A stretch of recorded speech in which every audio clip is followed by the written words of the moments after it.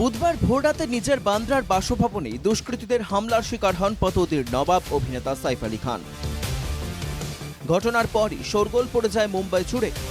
ঘটনার পর থেকেই একের পর এক চাঞ্চল্যকর তথ্য প্রকাশ্যে আসতে থাকে।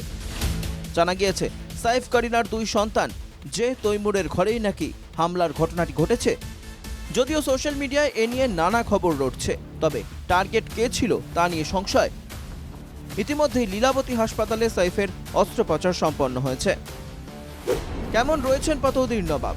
বর্তমানে সুস্থ রয়েছেন সাইফ আলী খান। আইসিইউ থেকে জেনারেল বেডে স্থানান্তরিত করা হয়েছে তাকে। दो निशान, दो जख्म हाथ पे थे और एक गर्दन में था, जो plastic surgery doctor Leena Jain madam ने रिपेयर किए हैं। और मैंने स्पाइन का जो घाव था, जहाँ पे शार्प ऑब्जेक्ट अंदर लॉज हुआ था और अंदर ड्यूरा टेयर करके स्पाइनल फ्लूइड आ रहा था, वो ऑपरेशन करके ऑब्जेक्ट निकाला और ड्यूरा रिपेयर करके वुंड रिपेयर कर दिया।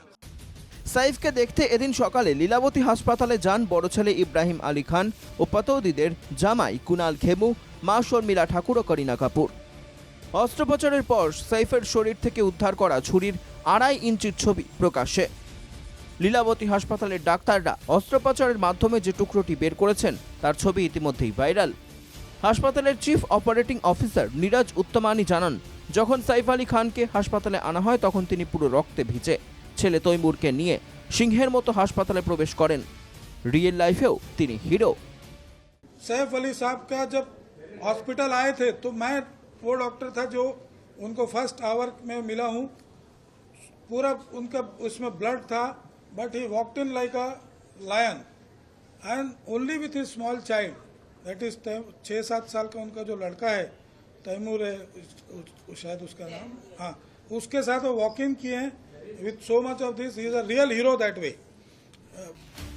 ইতিমধ্যেই পতৌদি পরিবারে ঢুকে হামলা চালানোর দুষ্কৃতীর ছবি সামনে এসেছে। সিসিটিভি ফুটেজ থেকে জানা গিয়েছে ওই আততায়ী সাইফ করিনার বাড়িতে ঘাপটি মেরে বসেছিল। বুধবার রাত 1:37 আবাসনের দেওয়াল বেয়ে সাইফের বাংলোর আপৎকালীন জানলা দিয়ে ঢোকে ওই ব্যক্তি। সেই সময় সাইফ করিনার পাশাপাশি তাদের দুই সন্তান যে তৈমুর ও আরও 5 গৃহকর্মী বাড়িতে ছিলেন। শুক্রবার মুম্বাই পুলিশ সাইফ আলী খানের উপর হামলার ঘটনায় সন্দেহভাজন এক ব্যক্তিকে আটক করে জিজ্ঞাসাবাদ করে। Bureau report, NKTV Bangla.